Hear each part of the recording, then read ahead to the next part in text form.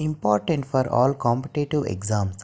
భారతదేశంలో అతిపెద్ద గ్రంథాలయం national library of India, Kolkata.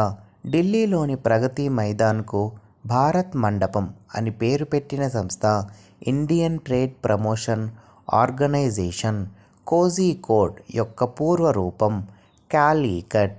అణు విద్యుత్ కేంద్రాలు రాష్ట్రాలు: తారాపూర్ మహారాష్ట్ర, నరోరా ఉత్తరప్రదేశ్, కాక్రపారా గుజరాత్, కైగా కర్ణాటక.